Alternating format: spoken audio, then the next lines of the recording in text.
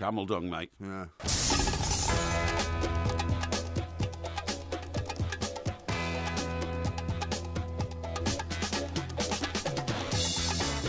Good morning, I'm Mike Graham, he's Mike Parry, you're listening to the warm-up on Talk Sport. It's the last show of 2016 for us, and what a year it's been. Porky's Heart has recovered, Bobcat Bob's been hired and fired, Sam Allardyce has been fired and hired, and some idiot has scheduled an Old Firm game on Hogmanay. We'll be talking to John Collins ahead of the kick-off at 12:15, and we'll be filling you in on all the other big Premier League games, including Man United Middlesbrough on Talk Sport 2, and the big one, Liverpool-Manchester City live later on Talk Sport. 08717 223344. We might even squeeze a little bit of Everton in as well. Also coming up on the show, it's time for the 1 Minute Moan. You're listening to the Two Mikes with me, Mike Graham, and Mike Parry on Talk Sport.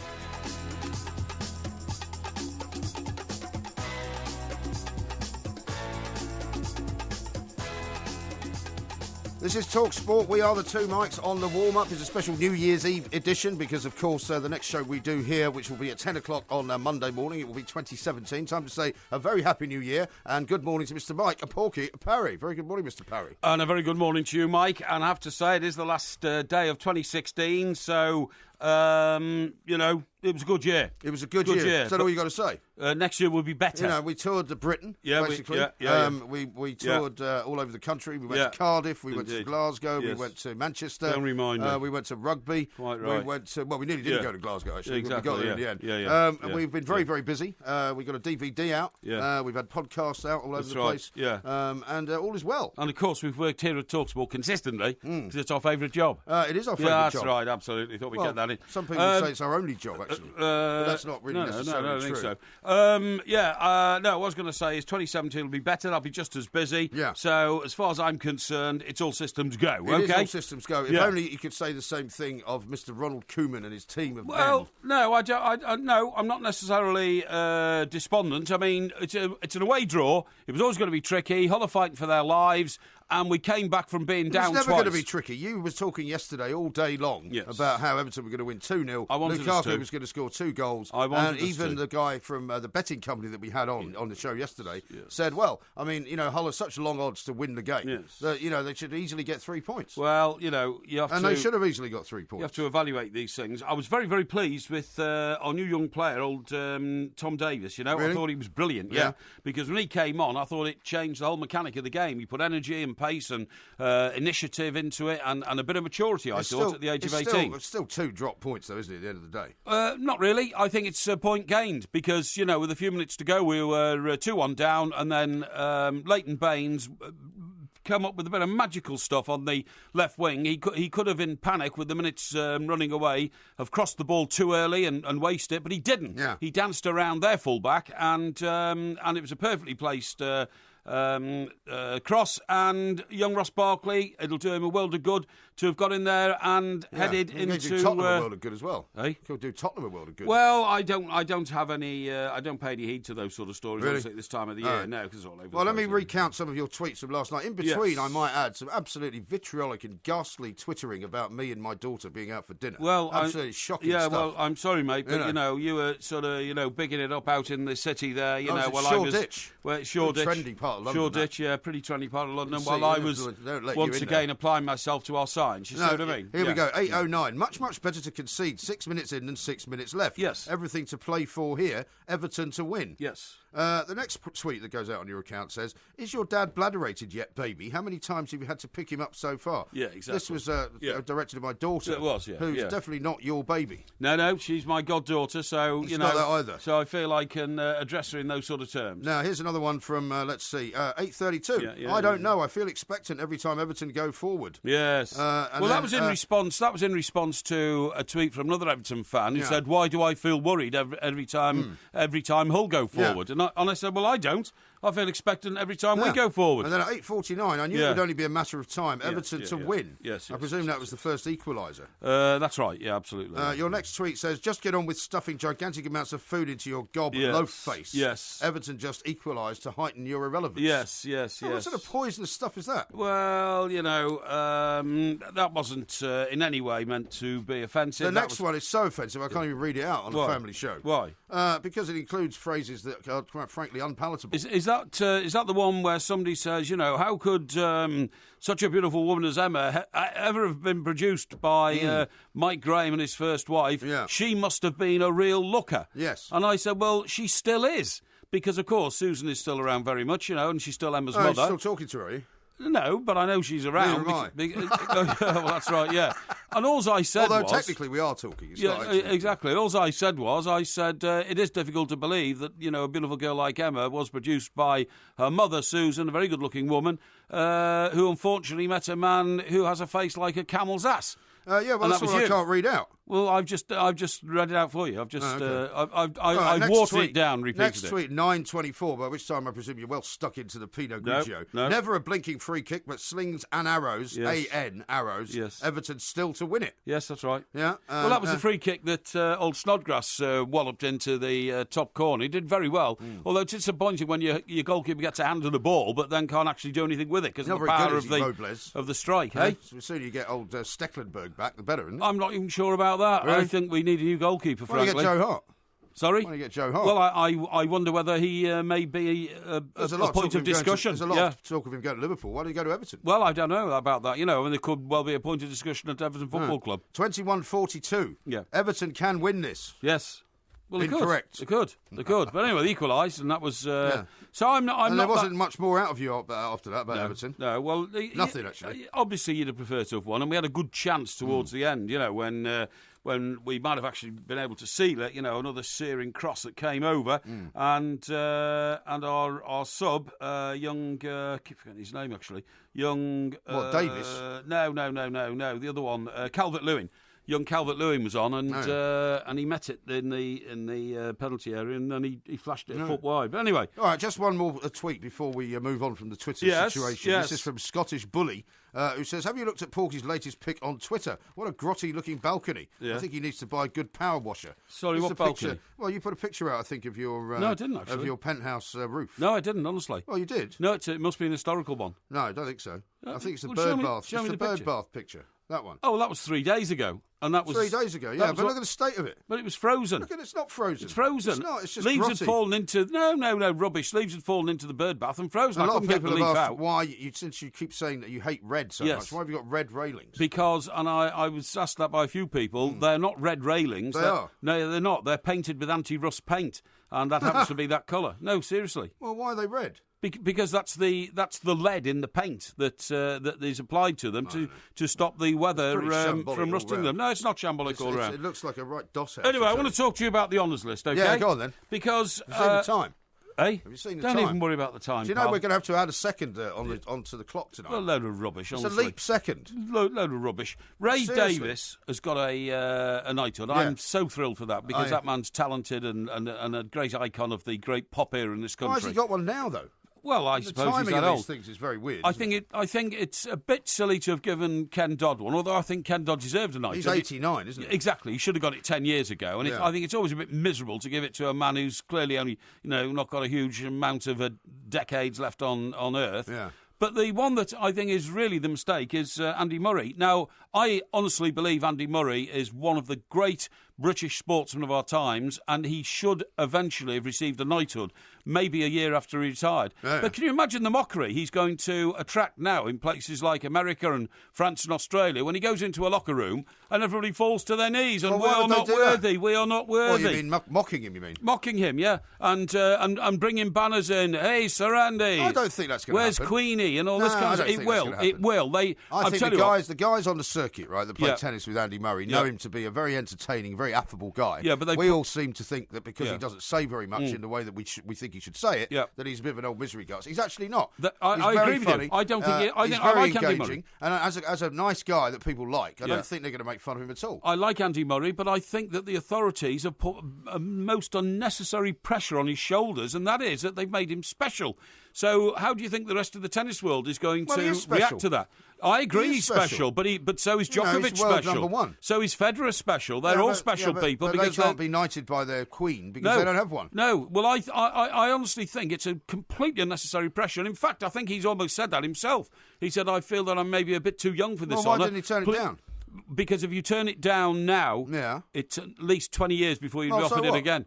I think what should have happened is there should have been a negotiation between somebody who deals with the honours list and Andy Murray before the formal offer was made. The letter arrives and saying, would you accept an honour? Well, we had that guy on the other day. Yeah, who said, that's right. They do that so that if you are going to decline it, basically, then they're not going to have an embarrassing situation. I mean, how is the umpire at the Australian Open, where there is obviously a Republican, element in Australia? Well, there is. Yeah, but every time they have a referendum, they always vote to I keep agree, the point. but nevertheless, that doesn't mean to say some people have a Republican element. I think you're being unnecessarily negative. No, how is the umpire going to do it when he says, and now, ladies and gentlemen, the final Australian Open, Mr. Djokovic against Sir Andy Murray? How do you think that's going to go down? Well, I don't think he's going to say that. Well, that's his official title now. But he said that he doesn't wish to be called Sir Andrew Murray. Yes, but the protocol of the Australian Open officials might be that they say we must address him by his full title. I'll tell you the one that's bothering me the most is Mark Rylance. This is a guy who's so far up his own backside. Now he's going to be even further up it.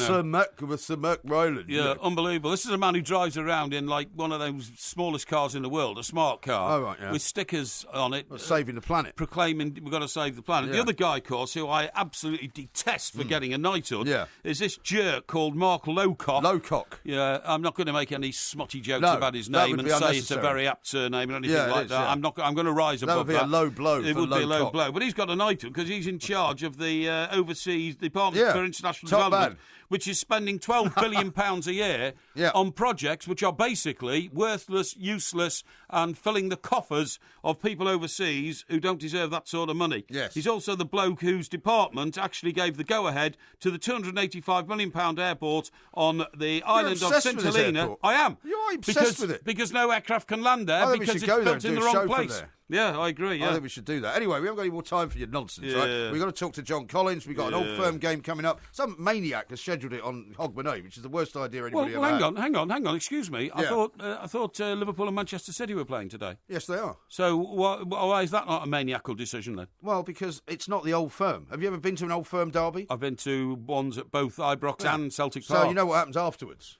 Well, yeah, but I mean, that happens in any city where there's a rivalry. No, incorrect. No, it's a very, very different situation. Well, I'll tell you what, Liverpool and City is a very fierce rivalry. Well, Graham Souness, who I should imagine you have some respect for. Of course. Even though he was a Liverpool player. Yes. He says there is no other rivalry like it, and I think he's right. Yeah.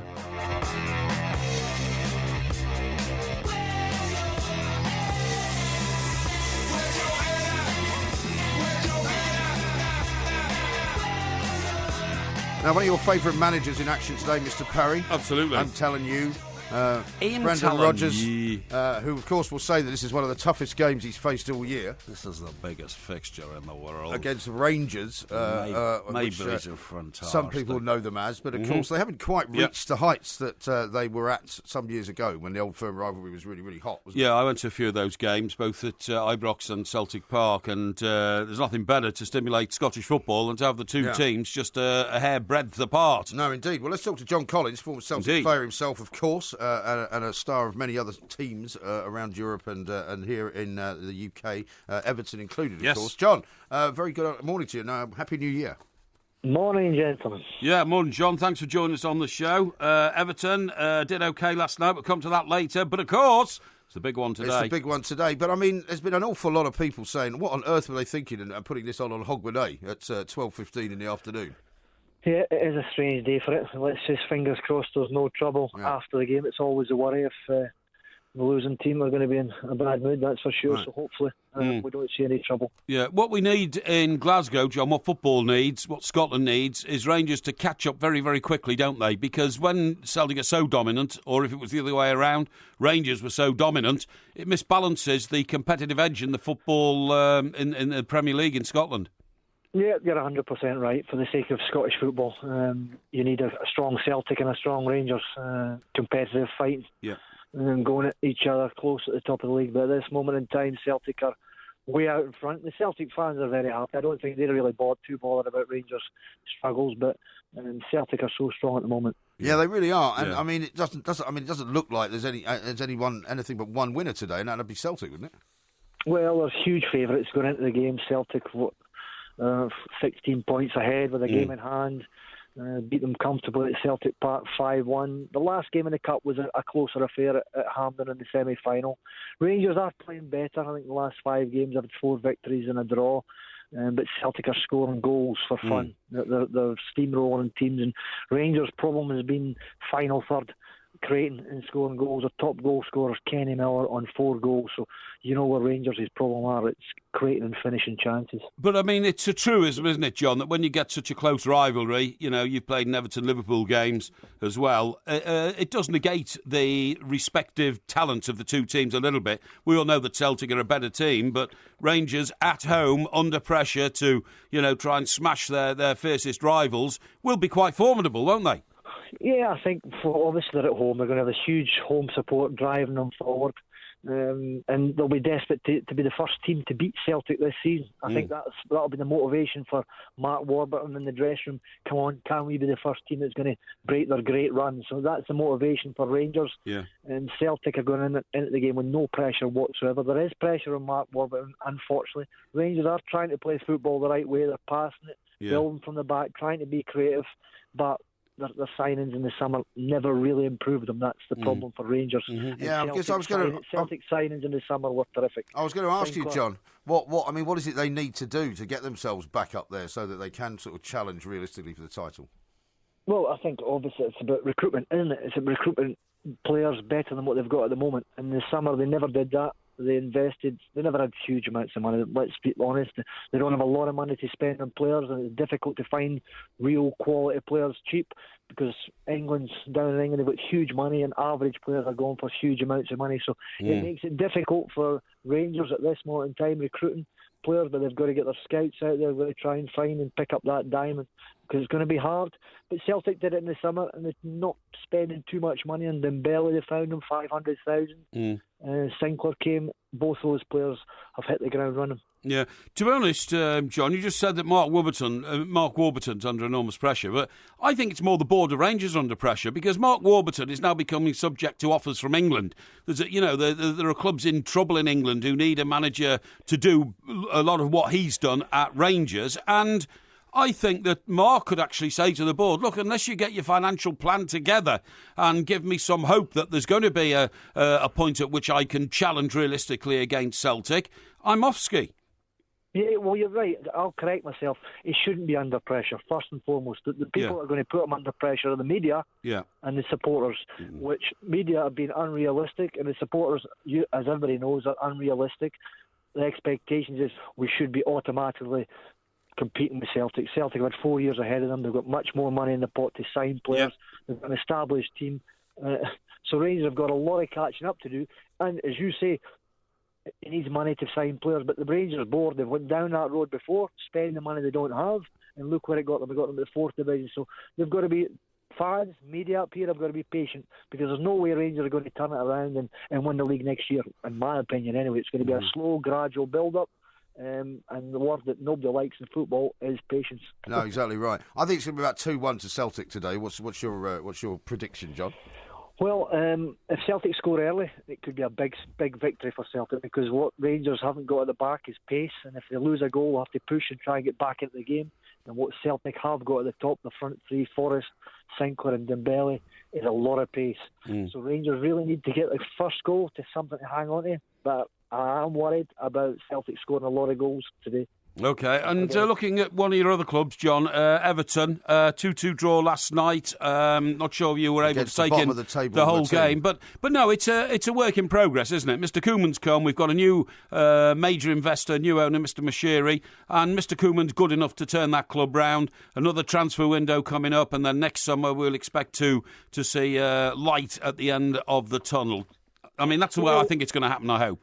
Yeah, once again, you've got the difference with Everton to Rangers is they've got an owner that's got money that's going to finance the manager's transfer acquisitions. I think they've got a good manager. He's proved that he's a good football manager. Yeah. Again, he needs time, transfer windows, and the hard part is recruitment. In England, everybody's got money. The problem is everybody's got money, but there's not that many top-quality players that are available. So that's the hard part for every club now is recruiting better than what they've got. But they've got to be patient as well, Everton, because obviously Liverpool are doing well. So that adds more pressure on Koeman and the Everton fans.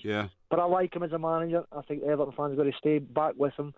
They had a good result against Arsenal, good result against Leicester. And I think watching Hull last week against Manchester City, I don't think Hull will get relegated. I think they're a decent little team. Right. They seem to be organised. They don't seem to be stressed. And they've got a support that seem to be sticking with them. So, I'll pull out that relegation zone. Okay, that's a very interesting good prediction indeed. John, have a great Hogmanay. John. Enjoy the game. Thank you very much. Kicks off in about 45 minutes, of course, from Take now. it easy. 12:15 at Ibrox, which will be a hell of a place to be today. It will be. Be very noisy. I mean, look, I'm not making judgments on misters, teams. by the way, Sorry? that conversation. You can call anybody else Mr. What do you Mr. Koeman, Mr. Mashiri. Sorry, what do you expect me to call them? Koeman and Mashiri? Yeah, why not? No, because I have respect that would be the people. common parlance. Rubbish. You don't call me Mr.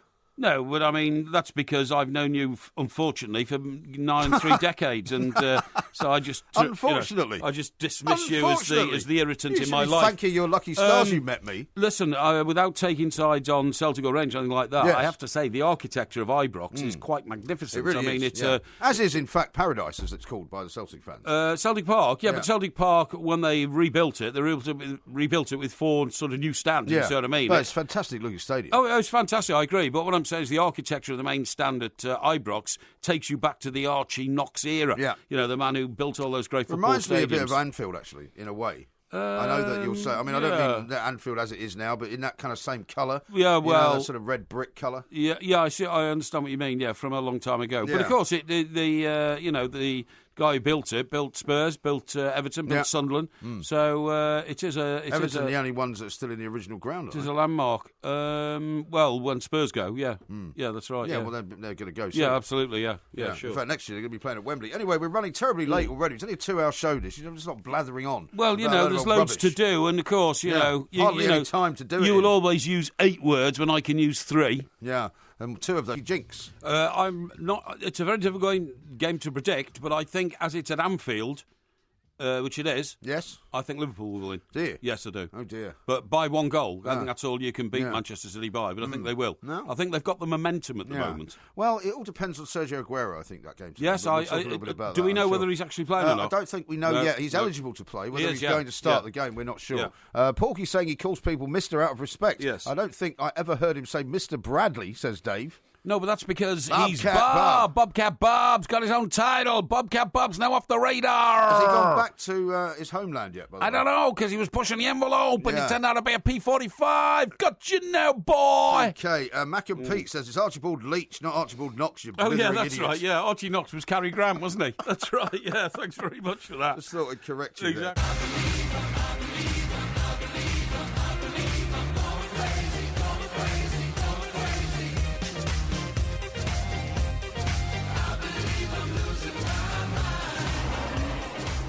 This is Talk Sport. We are the 2 mics on the warm-up. Of course, the Celtic Rangers game, or the Rangers-Celtic game, gets underway in just under half an hour's time. I've got quite a few big tweets coming in. It's Hell's Bell says this: amazing how Mr. Parry calls Everton bosses Mr., but doctors and professors it's Doc or Prof. Well, hashtag man of the people. Well, that's their title.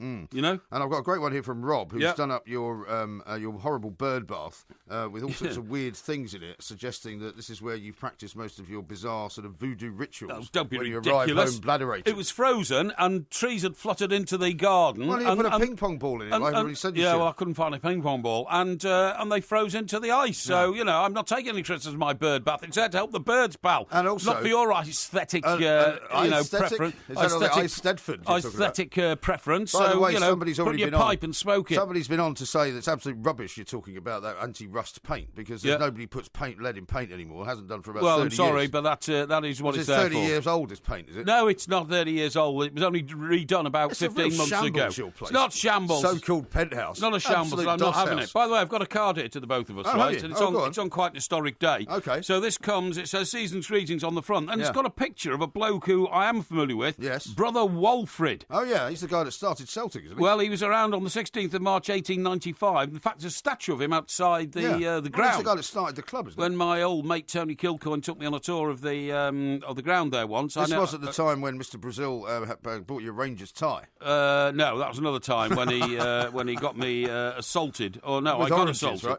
by people who objected to that. No, this is so season's greetings. Now, we're not taking sides on this. It just so happens that a chap called Hammy has sent us a card. Yeah. It says, MG and Porky, I had a brilliant night at the live Glasgow show in the garage, laughing all night, and great to meet you both afterwards. Hope you enjoyed it as much as we did. All the best for 2017. We'll hopefully see you then. And then the card, which is an official Celtic Christmas card by the look of it, it says, a football club will be formed for the maintenance of dinner tables for the children and unemployed. And it goes on to say, should parents prefer, they could send the bread and the children could get a large bowl of broth or soup for a halfpenny. Yeah, honestly. Is this from the original sort of time? It's the original sort of document which founded the club. Right. And those who were not able to pay got a substantial meal free. This has been a very great blessing for the poor children. And those are the words of Brother Walfrid on the 16th of March 1895. And this comes from Hammy. Hammy, thank you very much indeed. Why haven't you got a Rangers one to read out as well? Well, I was going to say, anybody wants to send us a Rangers card, please do. And, of course, we'll read that out as well. We're not taking get here sides. in time for the end of the show, is it? But I think that's quite interesting, the historical nature of where it all Celtic started. was very much formed as a sort of charitable institution. Of course it was. Strangely enough. And now they've got the saint himself, Brendan Rodgers, at the head of it. Saintly Brendan. Saintly Brendan. If he was made of chocolate, I mean, to lick myself. And by the way, talking about saintly goings-on, the game at Brighton was abandoned cancelled last night. It was indeed, yeah. Was that because of fog? It's because of fog, yeah. And so that was on the south coast. Right. And then the Fulham game was abandoned at half-time. Also because of fog. Also because of fog, because they couldn't see anything. But the interesting thing is, what happened to all the catering at Brighton? At Brighton, I don't know. Well, they sent it all to a homeless refuge. Was this like from the hospitality suites or something? No, I think it was from just the outlets there. Surely, like the burger bars and stuff like that would just keep the stuff. Well, no, they said the food had been cooked and was ready to go. Now there would have been an enormous amount of food because I bet it was a lot of it was hospitality stuff, though, wouldn't it? Well, it might have been, but that's rather too good for homeless people, isn't it? What do you mean it's too good? Well, for them? I mean that's what sort of a statement is that? Well, no, I'm not trying to be mean. Absolutely appalling thing to say. No. What I'm saying is that normally too good for them. Well, you think they should eat just gruel? No, don't be ridiculous. That's not what I'm saying. Or maybe some out-of-date beer. Well, I was about to say, I know exactly the feeling about donating to people who haven't got anything and are homeless, because I do that on a regular basis. Yeah. Well, no, you give them out-of-date beer. Well, you say that, but I mean, if a can of beer says, best by October 2016, and in November, I give a case of it to a homeless person, he's not going to worry about the fact that it's 3 weeks after the sell-by date. Encouraging the abuse of alcohol is not a good idea. No. I give it to the people because otherwise I'd throw it away. There's nothing wrong with that. Nothing wrong with that at all. Well, I'll tell you what's even more interesting is that story you were telling me about, which I want to hear from you again, about the guy for Edinburgh who was taken off by the family in Sweden. To spend Christmas with. That's brilliant. But we'll get to that because I'll tell you what it is now. Right. It's time for this.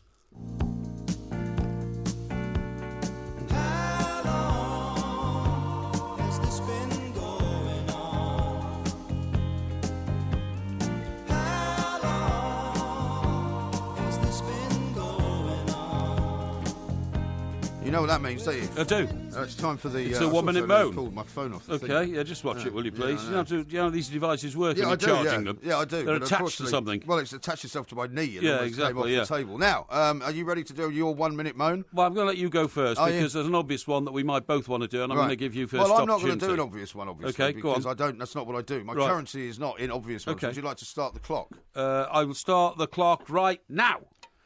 My 1 minute moan this week is about mascots, right? Because mascots are taking on far too much importance in the game of football. You might remember last week we had Harry the Hornet being criticised by Sam Allardyce, who's only been back in the Premier League for one game. Yes. Basically calling for Harry the Hornet, to be censured in some way, calling for Harry the Hornet to be banned, calling for Watford to do something about this terrible blight of their mascot, just because he feigned diving in front of Wilfred Zaha. Absolutely. As he was coming off. In the papers today, right, they're now saying it's Dele Alli versus Harry the Hornet. Yeah. Because Spurs are going to play Watford, and they're talking about how Harry the Hornet doesn't want to get mixed up with Dele Alli because Dele Alli might smack him. Yeah. I mean, can you imagine the ridiculous scene if all of these mascots start getting attacked by professional footballers who are paid massive amounts of money because they don't like having the mickey taken out of them? It's absolutely disgraceful. Yeah. Also, Arsene Wenger has now got in on the act because Wilfred Zaha is going to play at Arsenal. That's right. And he's worried about Gunnersaurus driving down. It's absolutely ridiculous. Well, he was asked about it yesterday about Gunnersaurus. Excuse me, this is my 1 minute moan. You don't get to keep speak. moaning. Keep moaning. I'm still moaning, and I think I will now stop. Right, okay. There you go. I was going to say that Arsene That's Wenger quite a good moan, that. asked about Gunnosaurus yesterday. You think it's quite a good moan? Yes. Well, it's quite boring, Did really. you? Well, let's see if because yours is any better, because our producer Ross will choose after this which one of us should be awarded the New Year gong. Okay. Are you ready to go? Ready to go. Now. Right, now, I'm not going to do the obvious one, which is moaning about the amateur drinkers on New Year's Eve, okay? Right. Who fill up the pubs and it's sardine style. They're not spending enough money. They don't really deserve to be there. I wish they got booted out and the regulars could get back in. I'm not going to do that. No. My moan is about the entrance examinations to Oxbridge. That's Oxford and Cambridge University. I've come across a chart which says that a fifth of all Oxbridge students, that's Oxford and Cambridge, come from just 5 counties in the home counties. Right. Hertfordshire, Surrey, Kent, Oxfordshire, Hampshire. Yeah. Right? Sounds about right. And do you know what? They have an average of about 600 students a year that go off to Oxbridge. Right, what about the places where real people live? Knowsley in Merseyside, Sandwell in the West Midlands, South Tyneside. Only 5 pupils a year from those areas end up at Oxford or Cambridge. Where do you live? This is a meritocracy, and this is an outrage and a disgrace, keeping the working people down, keeping the children of the working people away from our top universities. It's a damn disgrace. No, Ross has already seen through it. He's just told me I've won before you even finished. No, that was hopeless. What do you mean that was hopeless? That was brilliant. Typical of you. That was brilliant. No, it's typical of you to try and sort of suck up to the people that you despise. No, don't be ridiculous. The people who live in the poorer parts of England. Don't be ridiculous. Up in the north, because you, in fact, have lived in Stockbroker Belt, Surrey, for the best part of your life. The only other place you live, bizarrely, is Hampshire. So the 2 counties that you supposedly hate because they send so many people to Oxbridge, exactly where you live. You've abandoned the north of England. No. You've abandoned your roots. But I still feel for those people. No, you don't. I still feel for those people. You people. despise people who are not well off. No, I don't. That's a terrible thing to say. The reason you live in Stockbroker Belt, Hang Surrey. on, the man judging on this, our producer Ross, he's a northern boy. He's already judged it. No, he has. He's a northern boy. He should have already empathy. judged it. We want meritocracy in our top universities. We don't, a complete takeover by the snobs from the home counties. Where you live. What? Where you live. Well, I have to because I work around here. You don't have to live here. Where do you want me to live? You want me to live in? Why don't you live in Luton? Why don't you live in Luton? Would you like me to live in Knowsley or Merseyside and why commute not? every day? Why not? To Waterloo? Well, you could. That'd be I mean, ridiculous. all the time you spend in a pub, you could be on a train going north. Don't be ridiculous. I mean, instead of sitting in a pub for an hour, you could be on a train. You could get yourself up to north of Birmingham. No, I don't think so. I thought mine was very good. Well, you would say that. And of course, I didn't do the obvious about the New Year's Eve drinkers. I thought the fact that we both didn't do the New Year's honours list as well was actually exactly. admirable. Well, I'd already had a moan about that. The old Sir Foreign Aid guy. I'm going to give him another kicking before the end of the show. Just to remind you, his name... What, old Lowcock? His name is laughable Mark Lowcock. Yeah. So from now on, he'll be known as Sir Lowcock. That's something out of Blackadder. Sir Lowcock. This is Talk Sport.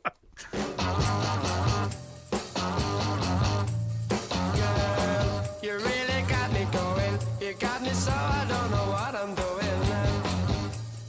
Yeah, you really got me now. You got me so I can't sleep at night. Yeah, you really got me now. You got me so I don't know what I'm doing. Oh yeah. This is Talk Sport. We're the 2 mics on the warm-up. We're just a few minutes away now, 10 minutes or so from the Old Firm derby. Rangers against Celtic, of course. A couple of tweets have come in. We'll talk about Ray Davies in a moment as well. This one from Losty. So-called man of the people, Mike Parry, who calls people who live in council houses scum. No, I've never said that. Never. And then here's one from Johnny. He says, Porky wants to keep his pub for the regulars. It's a public house. Everybody spends money. Hashtag El Planco. Yeah, but you get so many amateurs out on New Year's Eve. We're all agreed on that one. Yeah. I won't be hitting the town painting it red. I did that last night. If Mike Parry wants to, he could live in Chester and get a helicopter to London, Michael Owen style. Michael Owen never took a helicopter to Newcastle. That was a myth, honestly. Was it? Yeah, he was never allowed to because of insurance purposes and all that kind of stuff. But anyway, look, the reason we're playing old Ray Davies there, Sir Ray Davies, by the way, is... so you love all this, don't you? You love the idea that people are knighted. Yeah. You love calling people Sir this and Lord that. But he is a legend. Mr. whatever. Well, except for Sir Lowcock. Apart from Sir Lowcock, Sir Lowcock. Yeah, and Sir Lowcock, by the way, just to remind you, early this month, Sir Lowcock, he was then known as Mr. Lowcock, came under fire from MPs over the disastrous St Helena Airport project. Commons Public Accounts Committee said his department had made a series of staggering errors which had unquestionably failed the taxpayer.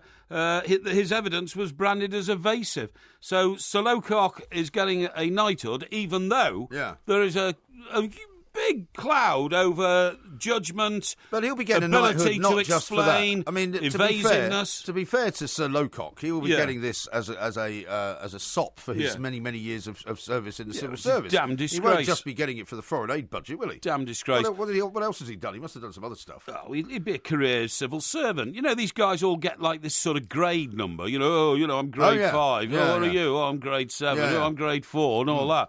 So it's just one long sort of production line. You enter the civil service at the bottom. I think you can be fast-tracked in certain areas and that kind of stuff. And Yeah. then you try and rise to the top. And it's one of those areas as well, despite the fact that we keep hearing of cutbacks in government and all the rest of it, it's one of those growth areas, isn't it? I mean, Well, there never seem to be fewer. Well, I mean, look at the number of advisors that now inhabit Downing Street. Yeah, And every exactly. single minister now has got loads and loads of advisors. Of course they have. It's unbelievable. I think I'm right in saying, I read somewhere, so I can't swear to the evidence, but I definitely read it. The report said that the Ministry of Defence, which is, slashing spending all over the place, and there are rumours that there's going to be even more cuts to the defence budget. I don't know how we can do that, because we've finished with the Navy now. We haven't got any ships. The Army is massively down in numbers, as reported this morning, and yet they spend £1 billion a year on advisors. I know. Advisors? Yeah.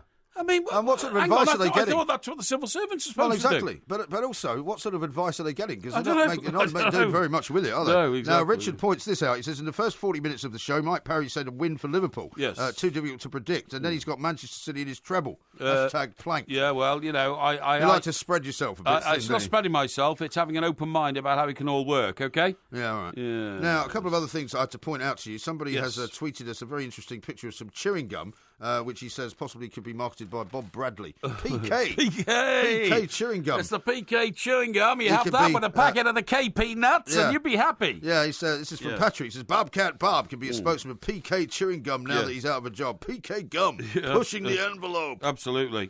Push an envelope indeed.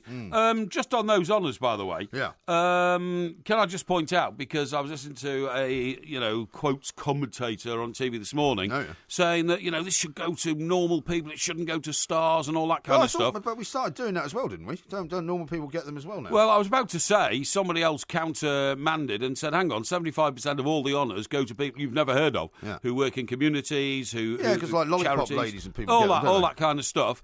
But I totally agree that if somebody has become a great Briton, Briton, Yes. if they have done amazing things for their country, like Andy Murray, of course they should be knighted as a sign of the eminence they have in our society. And Sir Andy Murray is the most deserving, but I think they've burdened him with... You've already said that. Yeah, I know, with a bit of a problem, because he's I don't going think to... so. Well, I do. He's Because going to you know go to what? the Australian Open and the American Open, and Well, people have got to here's address him as Sir Andy Murray. I don't think they will, and he will say he doesn't want to be addressed like that. And here's another way of looking at it. There are now so many sporting sirs, right, and dames. Yeah, I agree. And actually, the currency of it is becoming less and less Well, important. funny thing is... You've got Sir Chris Hoy. Oh, I know. You're going to now have Jessica Ennis-Hill. Yes. You've got, what's the other guy?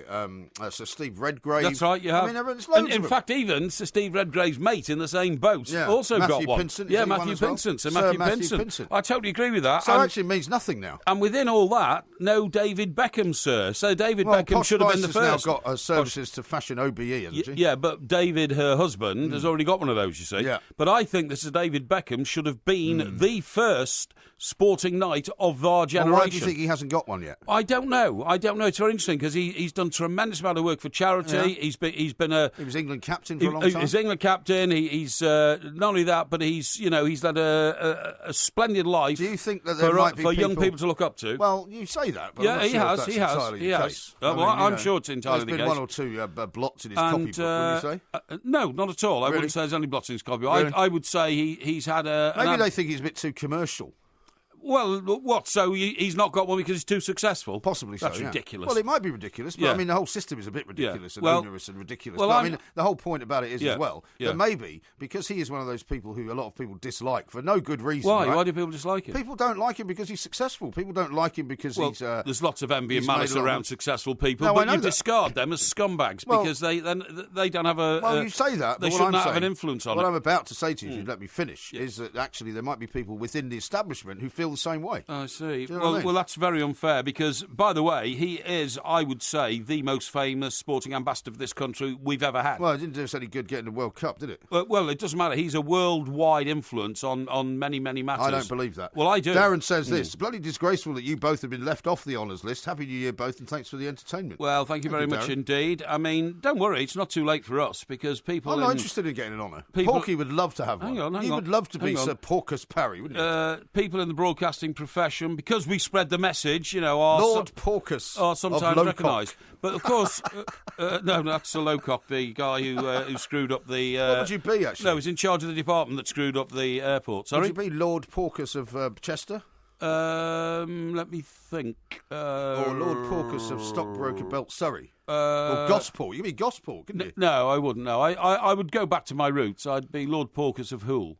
Hoole? Yes, Oh, okay. that was the district of Chester I came from.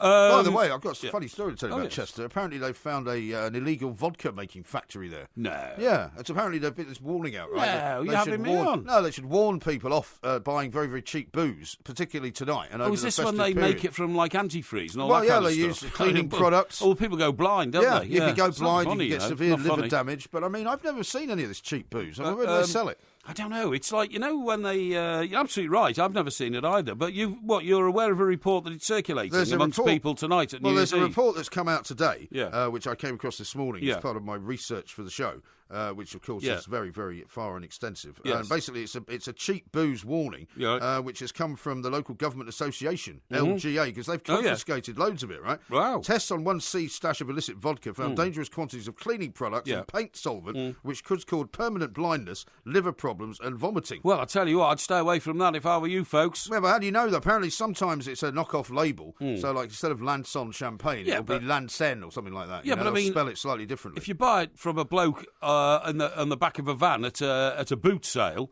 then you're taking your life in your hands. If you, however, go into Sainsbury's or Tesco's and buy your booze off the shelf, it's almost certainly not going to be illegal hooch, is it? No. Well, anyone who thinks they've consumed fake alcohol, says this report, are urged to seek medical advice and to report the incident to their local environmental health officer. This happened... By the same token, we're hearing on the news that people who get bladderated and ring for an ambulance are wasting everybody's time. Well, they are so wasting can't have it both everybody's ways, can they? I had another bleeding heart commentator on a TV station this morning saying, oh, no, you can't say that. They might be seriously ill. Yeah. 99.9% of people who get treatment from a paramedic on a night like New Year's Eve are simply self-damaging themselves with enormous amounts of alcohol, which make them ill. There's nothing else wrong with them. So they shouldn't be treated by paramedics who've got better things to do. I mean, you can tell that Cheshire is an absolute hotbed of criminality, right? Because in Cheshire, a taxi driver was recently prosecuted after 26 litres of fake vodka, unfit for human consumption, and 108 bottles of illicit wine were discovered in his vehicle. No. As well as in a storage unit. What, in a taxi? Yeah, in a taxi in Cheshire. Did he have any room for his passengers? Unbelievable. And perhaps he gave all his passengers, a glass of free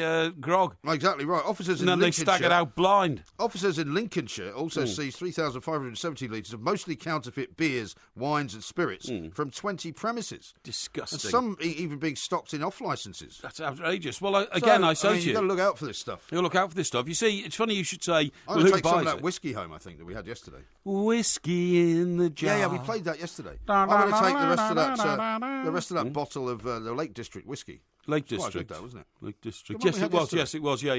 Yeah. Well, what about my percentage? Well, you don't want whiskey. You don't drink whiskey. Well, I don't. But I thought you looked a bit sort of green around the gills. Yeah, but I could keep it in my penthouse for when people visit and give them a glass of whiskey. When the guy comes around to paint your railings with the lead paint. Well, listen. What's the time, by the way? Don't worry about the time. This is important. In addition to it's time for the kick-off. In addition to not knowing where people buy this illegal hooch, where do people buy illegal cigarettes? Because you read all the time about illegal cigarettes being imported. I think some shops sell them, because I'm sure I've bought them by accident. What, you mean from a little corner shop type operation? Yeah, some of the little corner shop operations, because I've sometimes found that the cigarettes that I smoke, I'm not going to say the brand. Yes. I've bought them. I stopped buying them from one particular shop because they didn't seem quite right to me. Really? Yeah. Could have been camel dung. Well, I don't know about camel dung, but they certainly didn't burn the same way as they're supposed to. Camel dung, mate. Yeah. Where is my mind? Where is my mind? Where is my mind? It's a rip-roaring start to the Old Firm game. It is. Seems to all be taking place in Celtic's Peltier area, mostly. That's right. I think we'll go up and talk to our reporter there in a should few do that, minutes and yeah. get an update on what's happening. It's Yeah, a good idea, yeah. yeah. Rangers seem to be having most of the possession at the moment, as we Yes, said. they Do you do, know as well, though, by the way, coming up a bit later on this afternoon, Yes. and I say this afternoon deliberately because This it's 3 o'clock, afternoon, has got another game for QPR away to Wolves. Yeah. Ian Onion Holloway. So will that be Who my are you? 7th defeat It on could the be. run? It could be. And you know, they can go round singing. Have a your- nice Christmas. Yeah, they go round I mean, singing. now, well, one of the things You're he's getting guaranteed. sacked in the morning, you know. I don't take no notice of that, you know. You know what to say, he's now guaranteed that everywhere he goes, they're going to sing you're getting sacked in the morning. Because they know it winds him up. Yeah, that's right, you know. Ooh, just because I beat them, you know, Brighton. playoffs. No, I didn't mean to. I didn't mean I to. didn't mean It to wasn't beat my you. fault, was it? You know, sacked in the morning. Well, we'll see about that, won't we? Might get sacked tonight on the way home. Unbelievable stuff. Absolutely incredible. Now, lots and lots of tweets coming in. Here's one from Amanda in Kingston upon Thames. Porky, please look after yourself tonight. Do you have a personal paramedic as I worry for you? Take care. And she claims to be your admirer. Who's this? This is Amanda. Amanda. Well, And Amanda. she puts 2 kisses with it. I think she's offering to be your personal nurse. Well, Amanda, that's very kind of you, but believe me, I have health provisions 24 hours a day. I've got to stay healthy. I owe it to my flock. I owe it to old MG here, and I owe it to, well, you don't want to sound, you know, sort of silly, but to the world. So, to the world. I'll be around for a while yet. Oh, but dear. thank you very much for your concern. I appreciate it. Here's one from Russ who says, bladderation in moderation. I'll be on the Guinness in the Shannon Bar, Termonbarry, County Roscommon, Ireland, beside the Shannon. Oh, well, we'll I nip don't over know there then County for a quick Roscommon. pint. Yeah. I'm not familiar with that. Yeah, neither am I, actually, but I'm sure it's a beautiful part of the world. How about this from Nick? He says, it's a disgrace that the voice of golf, Peter Alice, has been overlooked for a knighthood. Yes. Would you say that? Is Peter Alice 89-year-old commentator? Well, I don't know how old he is specifically, but he's pretty old. He's very old. Peter Alice is a commentator, yeah. Yeah, he's the one that had the big row with Nick Faldo. Yes, that's right. And he's very capable, by the way. I've enjoyed listening to him Yeah, for years. but he's getting a bit too far on the other side of the hill, isn't Well, I think that's a little bit harsh. Listen, I'll tell you what I want to talk to you about, Yeah, right? Isn't it true that the ultimate dream of most sort of guys who, you know, reach middle age and then a bit beyond that and their children have left home and they've got a few spare bob, want to build a pub in their back garden, right? What? Wouldn't you say that No. that's something people want to do? I wouldn't say that. Oh, I would. I'd love to. Well, I asked you the other day, why don't you buy a pub? Yeah. And you said you wouldn't want to own one. Oh, I wouldn't want to own one. I think that's incredibly hard work, and you know, in this day and age, so competitive. I leave that to experts like Mr. Tim Martin, you know, who runs Weatherspoons. Yeah. And I do think the days. Will you of... be visiting a Weatherspoons over the New Year period? Yes, I hope so. You Yeah. hope so? Yeah, I hope so. I'll be having some fish and chips or something. You know, that'd be lovely. What, tomorrow? Maybe. I Yeah. thought you had a convivial lunch planned. Well, I may have a convivial lunch plan, but I mean, I often go to Weatherspoons for breakfast anyway. Do you? Because I find that very convivial as well, with you know, the morning papers Or and a that couple sort of of stuff. pints and a croissant. Well, I'm not saying that, you know, one is bladderating that early in the day, but No. it's a very pleasant atmosphere. Yeah. Oh, excuse me. Yeah. All right. I've got that cold that you've got. Well, you gave it to Watch me, yourself, right? yeah. So if I have to give it back to didn't you, give it to I you. will be more than happy. I didn't give it Yes, to you, you 'cause I've did. never had it. You did. You came in Anyway. here for a week and you were in a terrible state. No. And I told you should take some time off. Yeah. And instead of doing so responsibly, Yes. you then spread your germs to everybody else. No, I don't. Now, what I was going to say to you, Yeah. is that I know people who have got a pub in the bottom of the garden. The most famous one, I think, was Ronnie Wood. Was he? And he had a house in Chelsea. Yeah. And if you went through the house and came out the back and then went down the bottom of the garden, he had his own pub. They call it a wet bar, don't they, in America? Is that Which is right? well, because it's a bar that actually is properly Yeah, plumbed in. exactly, And you've yeah. got a sink there and you Yeah. might have some draft beer. Yes, that's right. You know, with a pump connected up to a keg. That's right, yeah, all that sort of stuff. Because anyone can set up a bar. I had a bar. Oh, indeed, yeah. I had a bar in my room when I was at university. Well, funny enough, my dad turned our lounge into a bar. That doesn't surprise me. No, we had a little, you know, in those sort of chintzy type, sort Well, of look at the trouble 70s he type caused for bars. your and all that. family. Who? Yeah, your dad. Why? Well, setting up a pub in the front room. No, he didn't. He you know, we bought one of those sort of chintzy, you know, bars. You know what I mean? Used Yeah. to see him in. Like Only Fools and Horses. Yeah, only feels awesome. But the one I was thinking of was The Good Life. You Yes. know, when the snobby neighbours always had a bar there and a Well, I cocktail. can kind of imagine your house to be a bit like that. Yeah, well, no, They're not like the really. snobby neighbours. But anyway, the point of my story is Yeah. that Brendan's looking a bit worried, by the way. he's looking at me. I'm telling you, It's a very hard, tough game. This. Yeah, and he even got a, you know, remember the Watney's Red Barrel? I do. He even got one of those. The Party 7. Yeah, that's... no, I meant the... Yes, that's right, yeah. But he had a sign with a red barrel hanging from, like a bracket above the bar, which said Parry's Bar. Really? Oh, yeah, he got it all done out nicely. That's quite like that. Sounds great. like Harry's Bar. That's right, yeah, Harry. Was that why he did it? No, we Harry's didn't know bar. about Harry's Bar. We were not sophisticated in the ways of like the London Jet Set in those days. But anyway, the point of the story is that I've often said that if I do retire and I go to Northumberland and I get a sort of cottage, near the sea, I will have a bar in the back garden, no problem at all. Now, the reason I mention this is because there's a chap going to invite round? Sorry? Who are you going to invite round? Oh, admirers, yeah. Amanda from Kingston, maybe. Madam from Kingston would be very welcome indeed. Now, the reason I'm telling you all this is because there is a chap called Anderson Jones. He's 38. He comes from Stoke-on-Trent. Right. He has built a cinema in his back garden. A cinema? Yeah, not a bar, a cinema. Well, like an open-air one? Like an open-air cinema. It's absolutely amazing. He spent £70,000 recreating a version of an ABC cinema. Do you remember the ABC cinema? Absolutely. So we used to go and watch, Saturday morning kids films and all that kind of stuff. That's right. Cafe News and all that. That's right, yeah. It's got the original fittings. It's got a kiosk. It's got, what do you call it? How many seats has it got? I think it's got 38. 38 seats? Or how many is it? 70? Hang on. Right, yeah, we've got a 34-seat cinema. Right. 40 feet long, 20 feet high, takes up half of his garden, a 17-foot screen, and it features posters from the 1980s. Everything but the door handles and exit sign came from the ABC in Hanley, in Stoke, which closed down in 2000. He's a bus driver, Mr. Jones, right? Right. Is it an outdoor cinema? Or is it No, indoors? it's indoor. It's indoor. Right. It's indoor. It's got a kiosk It must have which sells taken popcorn and all that. Would you have to get planning permission for something like that? Well, I'm not sure about that, but if you did, I'm sure he's got it. If he hasn't, he's in trouble. He is, yeah. They're going to find out about it, aren't That's they? right. But it says bus driver Mr. Jones's biggest expense was recreating the original ABC red carpet, which he had to commission specially. Oh, yeah. The ABC chain, which was founded in 1927, once had more than 400 cinemas across the country.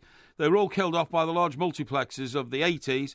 Mr. Jones, whose grandmother was an usherette in a cinema, had wanted his own cinema since the age of 6. He is planning to host his own premiere next summer. Oh, right. Isn't that great? Well, that is all quite enterprising, isn't it? Yeah. But, I mean, the trouble is, he won't really ever be having the place filled, will he? Unless he decides to start showing actual proper movies for people to pay to see. Well, I mean, he'd be a local celebrity having a cinema in his back garden. So all he's got to do is do a story a local weirdo for the Stoke-on-Trent Sentinel, which is the evening paper, and say... Yeah, but he won't be allowed to charge money for people to come and see the movies, will he? They can apply for tickets, can't they? So apply for tickets and I'll send you one. And then when they've seen it, they might be so grateful on the way out, they might make a bit of a donation to the running costs of the theatre. What's wrong with that? But I think that's terribly enterprising. Yes. And he's lived out the dream that he created. Good for a strange name for a bus driver, really, Anderson Jones. But that's why is it a strange name? Well, I don't know anybody else called Anderson as a Christian name. Do you? Not particularly. No. No. Well, in that case, it's a strange name, isn't it? Well, no. It just means we don't know anybody called Anderson. Okay, well, it's different. It's Clive Anderson. Different. Clive Anderson, yeah, he was a barrister, by the way. James says this, surely a knighted Porky would be known as Lord Porkus of Weatherspoons. Lord Porkus of Weatherspoons? I don't think so. Kelly says Lord Porkus, or otherwise known as the Fool from Hoole. The Fool from Hoole, yeah, well, I quite like that. That's pretty good, yeah. But, no, I think that if people like Sir Lowcock, who, of course...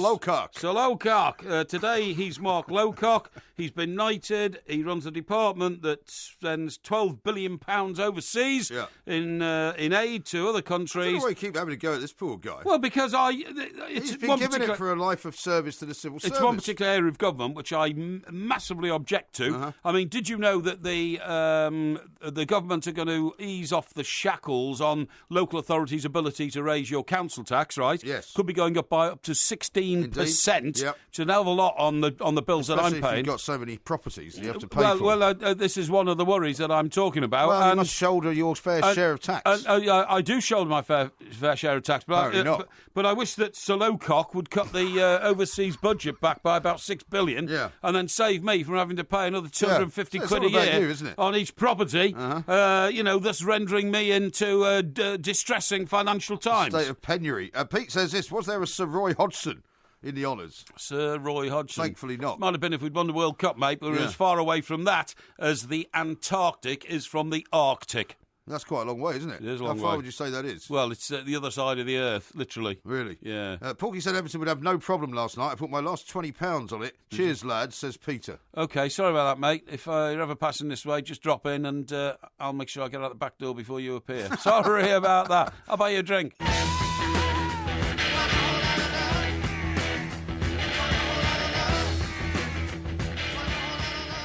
some events unfolding in another part of the world, though, which I think you'll find fascinating. Yeah. Do you know over in Venice, right, which is meant to be sinking? I know. They're running out of water. Well, I can't believe it. I was spotting some images last night, just surfing the old website and all that, and I saw these gondoliers, beached on, mud banks, and I thought, they must have been the gondoliers that they're Somebody's throwing pulled out. the plug. That's right. But no, it was right in the middle of Venice. What's happening? Well, let's talk to Simon Calder. He's a man who knows all about what goes on in different parts of the world because he goes to all of them. Simon, a very good afternoon to you. Happy New Year. And to you. Yeah. Look, I would say that the gondoliers are technically the people who steer the gondolas around. Oh, it wasn't them that I saw lying around on mud banks. It was their boats. Well, see, once again, Simon, you've picked up Porky on his horrendous knowledge of foreign languages and proper names. It's a very wide cultural world out there. You can't expect to know absolutely everything.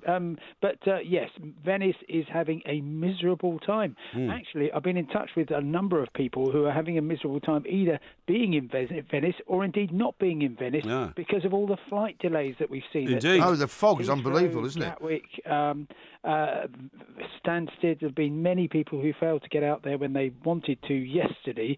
All looking tough today, but I suppose they might feel a little bit better if they can't get there by knowing that there's no water. The city is looking like. Well, I don't know. And do you know what? I mean, my memories of Venice are slightly in the dim and distant past. But I mean, what I can say is, I would imagine it stinks to high heaven because when the water's there, it's pretty smelly. But when the water's not there, it must be even worse, mustn't it? Yeah, I mean, it's fairly chilly at the moment. It's not like being there on a hot August day, and I know exactly what you mean. But the trouble is, it's the look of the place. I don't know if you've been to Western Supermare when the tide's been out, but it's not a great look. It's not. And if you are this wonderful Renaissance city with palazzi lining the banks of the canals, and they then are actually lining the banks of the mud flats, it looks awful.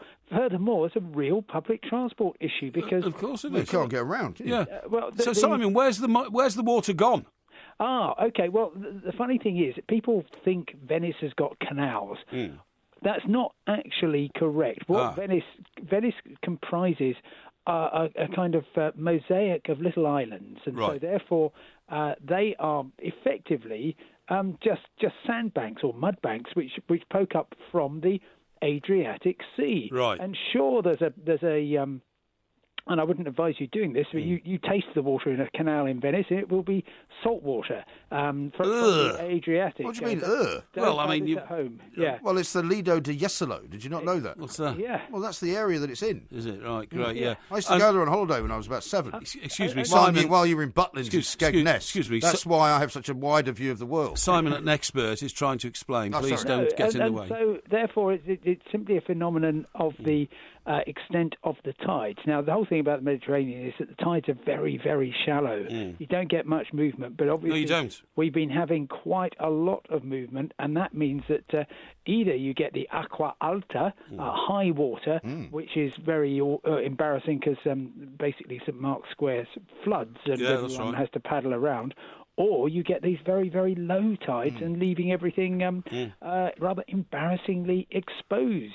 So is it likely to be not that long before the water comes back then? Is that what you're saying? Well, I think it will return to what it should be because it's ultimately it's a phenomenon of the Adriatic Sea. But it's a bit embarrassing for all those people who've been telling us the place has been sinking for years, isn't it? Yes, well, quite, yes. Now we suddenly find that no, it's the water level that's sinking, not the not the place. So it's well, the trouble is Venice is a beautiful, beautiful place. Of course. But the population has been dwindling because, frankly, it's just somewhere that lots of tourists go, like me, and go up and say this is beautiful and hold hands, and it's all very romantic and everything. But as a proper living, breathing community, which of course it used to be one of the most powerful city-states in the world, that's all gone, and it's all stuck in the mud now. Well, some would say James Wan got it right when he started to sink a big part of it. You know what I mean? Yes, of course. Yeah.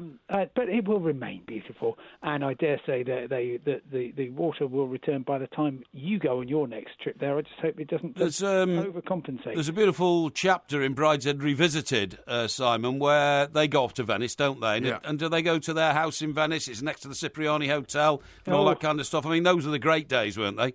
Oh yeah, but look, there's still great days there, and it is there is absolutely nowhere like it. There's I went to a Venetian glass blowing shop when I was there. On the island of Murano, absolutely beautiful. Blimey. And Sounds the great. whole place is, of course,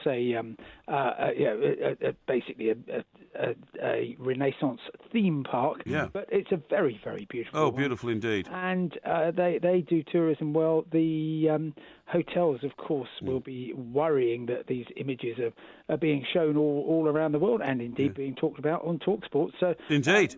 But things will get better. I just hope everyone who wants to be in Venice manages to get there by tea time. Indeed. Well, thank you Indeed. very Simon, much. thank you ever so Simon, much. reminding us that What an if you expert Simon he is. is, yeah. And, you can very ring him up and knowledgeable say, man. I want to talk to you about Ulaanbaatar. What do Yeah. you know about that? Yeah. And he'll give you the whole history of the city, What's the country. the river level there at the Yeah, moment? that's right, and all that kind of stuff, you know? yeah.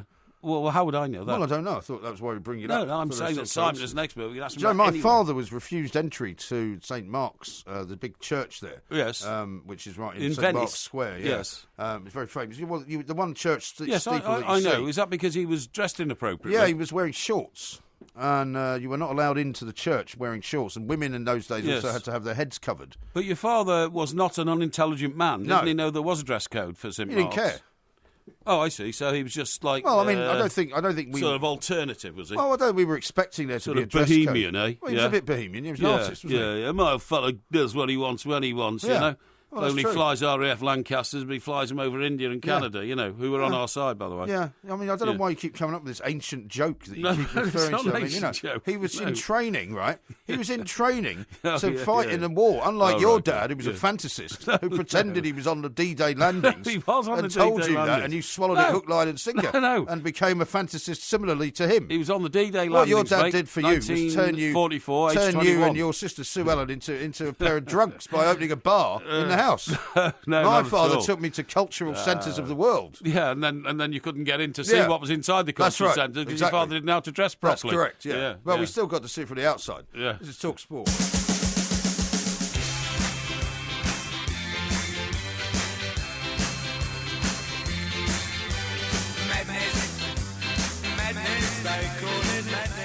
It'll get a bit tasty up there at Ibrox, isn't it? It certainly is, Got a yeah, few, yeah. challenges going in. Fine in there. Scott Brown's been booked already, He has indeed, yeah. which is hardly surprising. Now, we've got a lot of football to watch this afternoon, haven't we? Yes, we have indeed. So what are we going to do after the show? What? What are we going to do after the show? Well, I thought I'd buy you an end-of-year drink. Shall we have an end-of-year drink? Just a quick one. Just a quick one, yeah. Because, we have to get out of here because they're going to start sealing off this whole area. They are. Which you call Waterloo, which I call Southwark because Yes. of the fireworks. But they're also saying it might be that the fog will make it difficult to see the fireworks tonight. Indeed, they go up into the sky, and I mean, for instance, you couldn't see anything like the top of the Shard this morning. You could only see halfway up. Yeah. And I haven't seen Canary Wharf either. I haven't seen Canary Wharf most of the week. Absolutely, I totally agree with you. So it could be a problem, but I mean, that's for other people to worry about. We'll be getting out of town pretty quickly, so I thought I would just buy you just a mild libation. That's very kind. As an end-of-year sort of Because if I token. remember correctly, some of the hostelries around these parts close quite early They, as well. they don't open on New Year's Eve at all. In fact, one of the hostelries that you and I, use infrequently because it's, blado modo, bladderation in moderation. Indeed.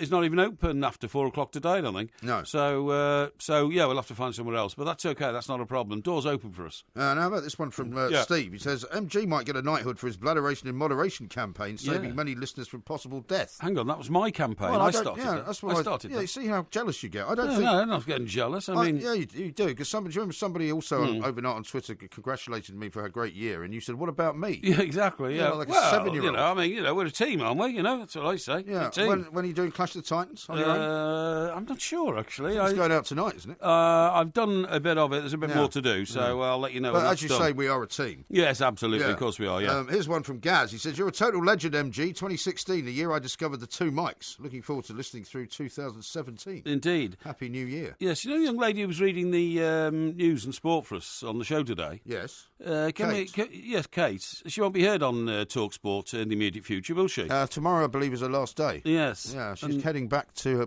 parts from whence she came. Yeah, I mean, are we allowed to tell people about Well, I this? don't know. Did you ask her permission? Well, no, but I think, you know... Well, you didn't ask us, I know. Well, she's going to be on the radio You didn't. Oh, no, you didn't. I'll clear it with her. from other climes. Yeah. So all I'm thinking is that it would be nice for people to know they're not going to hear her voice anymore, that's all. Well, you may say that, but She's going to may, Russia. She may want to keep it a secret. Well, you can't keep it a secret if you're a broadcaster because you're broadcasting. Well, she hasn't people told pick up. anyone, has she? Well, you know... She I'm told s- you, yeah. Captain Blabbermouth. Yeah, well, yeah, This was her first mistake. I'm not blabbermouth. I'm a blabbermouth. Well, you've just revealed where she's going. Well, you know, it's...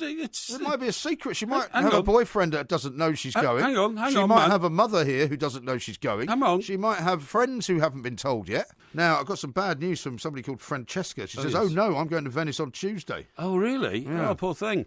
Because if you look on the... Take some Wellington boots," would be my advice. I was going to say, look on the website there, and you'll see. You see, that's interesting what Simon said to us, wasn't it? About, you know, actually, there's this myth about Venice and all its canals. It's in fact, it's just lumps of land rising up above the water. Yes, because it's actually in the middle of the sea. Yes, exactly. And the gondolas parade around it. But that's why people make these incredible claims, like Birmingham. Last time we did a show in Birmingham, Yeah. the thing they quote all the time when you go to Birmingham is Birmingham, the city with more canals than Venice. Yeah. Well, that's because Venice hasn't got any canals. Well, maybe you should point that out next time we go to Birmingham. Exactly. Yeah, exactly. We And might tell go to her that. Birmingham in 2017. Yeah, we may You well think? be. May well be. Now, how about this from Anthony? He says, I definitely think Porky's Holloway impression is fast becoming one to rival Bobcats for sheer entertainment. Holloway. Yeah. Who are you? Oh, yeah. Who are you? Yeah. Gary Yes. has helpfully told us that Kate told us this morning she was going to Russia. Oh, did she? For Russia today at 5:50 this morning. Well, there you go. Thank you very much indeed. Well, that's fine, but Yeah. I didn't know that. Yeah, well, you see, you know, I you didn't know your that. big fat mouth, don't No, you? You know, and I just said I and wasn't your sure. bile pours I'm out. not sure. All I And said you don't was even I get wasn't your facts sure. right. You can't wait to All try I and jump said- on everything I say. Not 'Cause at all. You know you're not as popular with the audience as I am. don't and that's care the way about you whether I'm tried- popular. It's the way you try to get it back. But I don't care about whether I'm popular. Fool of yourself. I don't care. I don't do things merely for the purpose of popularity, which you do all the time. Yeah. But unfortunately, you fail to be popular Yeah. because people realise that actually you're not really a very nice person. Because look what it says here from Nico. Yeah. He says people are homeless for all sorts of reasons. That's a pretty shocking statement, Porky mate. What? About how you said the food from Fulham and from Yes. Brighton was too good for the homeless. Well, no. What I I mean, said, that's not the sort of thing you should be saying. it was misinterpreted. What I meant was it's very expensive food, and as you quite rightly said, well, they won't have cooked a lot of it, probably, so they put it back in storage or something. You can freeze a lot of food these days. Well, not if it's already been frozen and then cooked. You can't refreeze it. I agree with which that. it probably is if it's at a football stadium. I agree with that. A lot of food will arrive at those sort of establishments sort of pre-made, if Yes. you see what I mean, and taken Yes. out of a freezer. Like, for instance... Like airline food, isn't it? like airline food, that's right. So if somebody asks you for, you know, in one of the boxes, you know, like the Cornish pasty that comes with the chips and all that kind of stuff, that will have been Probably pre-frozen. Indeed, yeah. They seem to be doing a lot of dropping of the ball in this game. Yeah, now, do you know, I haven't seen a that. drop ball Yeah, for I've ages. done about 4. Yeah, I was about to say to you. I mean, a guy gets elbowed and they drop the ball in the middle. They don't give a free kick. That's right, yeah. And all that happens, right, Scott Brown lines up and just kicks as hard as he can. Boots it out. Towards the ball, hoping that he's also going to kick the Rangers player. That's right, yeah, and see if he can get him in the wake of the... Steve says this. The arc of his foot, so to speak. Is it right that Porky's banned from going back to Venice anymore because of the damage he caused when he went there? No, never caused any damage You in haven't Venice. been there, have you? I've never been to Venice. So I couldn't have caused much damage there. I would like to go to Venice, actually, just to see it before maybe it either sinks or it just becomes unpopular, you know what I mean, and becomes a tip. Because... well, it looks a bit like a tip at the moment with the tide out. It certainly does with the tide, I was saying. But I've seen enough films about Venice. Wasn't that... Well, you've already mentioned Brideshead. I've already read And Brideshead. James Bond. And James Bond. Yeah. The What other films? Well, there was another James Bond film. Wasn't La wasn't there? Dolce Vita filmed around there as well? Dolce Vita? La Dolce Vita. No, that was in Rome. That was You in sure? Rome. Yeah, I'm certain. Did they not go to Venice? No, the Vina Venici. What about Death in Venice? I'm pretty sure that was filmed in Venice. Death in Venice could have been in Venice. Dirk Bogarde. Wasn't that one Don't Look Back or something? The one with... Don't Look Now.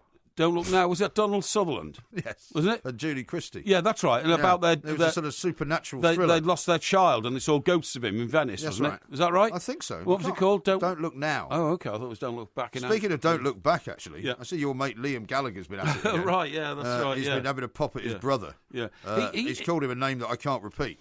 But he seems it ends with head. He tries to make out all the time, doesn't he? That the only thing stopping a reunion of Oasis is our kid, who doesn't want it. Yeah, except he's now changed his tune on that, because he's now basically saying that it's not Liam that wants a reunion because he's desperate. It's Noel who wants a reunion. That's what I'm saying. It's our kid who. But he's saying it's Noel that wants it. Yeah. Oh, yes. Not Noel that's stopping it. Oh, yeah, I see. Oh, so he's now saying that he's not. He's now saying he doesn't care about Oasis. He's not being compliant. He says he's working on his own solo album. But rather confusingly, he then says, I'd rather be playing in a band. Yes. But I'm doing this solo album through gritted teeth. He says. But he says he's not pushing for a reunion. No. It's his brother who is pushing for a reunion. Of course he is. Of course he is. And he says he's not going to get this album out until sometime next summer. Really? Do you think he'll be able to maintain his dwindling fan base audience, his interest? Well, he says this. Between now and next summer. He says, I'm doing a solo record with gritted teeth because I'd rather be in a band, but I'm doing that, and that's going to be recorded and it should be ready for the summer. And he says he's prepared for people to hate it. He's putting out a solo single. It's a solo album. Solo album? Yeah. That's very ambitious. Well, it is. I don't think people think that in his own right he'll be actually have enough talent to... particularly since his brother... To make a very good album. Particularly since his brother Noel has got an extremely successful solo career with High-Flying Birds. And an extreme amount of talent, which, we don't think Liam has. Yeah. I want to put the boy down, but I mean, he was a very, very impressive singer, and that was the talent and the skill he had, which made him one of the best in the world. Not sure he's a singer-songwriter to write a solo album. Yeah, but there are other people in the music business who may know better than me. Hey, do you know what we didn't mention? Was that guy, the Beatles manager, who died? Alan Williams, Watkins. is it? Williams. Sorry, Alan Williams. Yeah. Williams. Do you know what a tragedy that was? I mean, he's like sort of the managerial equivalent of Pete Best, isn't he? He is, absolutely. I mean, if somebody had come up to you with the formula for Coca-Cola, the drink, in about 1898, you just said, not interested, and turned it down, that would have been the equivalent of saying, I'm fed up managing the Beatles and offloading them to somebody else. I know. He did all the hard work as well. He got him over to... did he not get them over to Hamburg? Exactly. Got him over to Hamburg. He got him on the, the Reaper band and all that kind of stuff. Rather than in the cavern, probably, as well, right? Well, I think he started them in the cavern, but of course, when he said he didn't want to... handle them anymore, then Brian Epstein from his music shop just around the corner went down Matthew Street into the cavern and thought, wow, this is electric, and got him signed up immediately.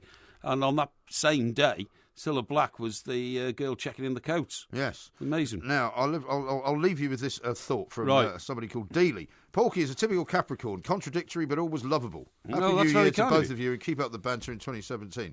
Well, thank you very much indeed. Well, I mean, look, we've only got seconds to go in the show, so it's about time we delivered our Happy New Year best wishes to our millions of... we should issue a Happy New Year, yes. Listeners out there. We should certainly do that. Definitely. And also this from Hapless, who says, any chance of a Happy New Year for my significant other, thinks I'm balmy, tuned in daily. Her name is Poo-Poot.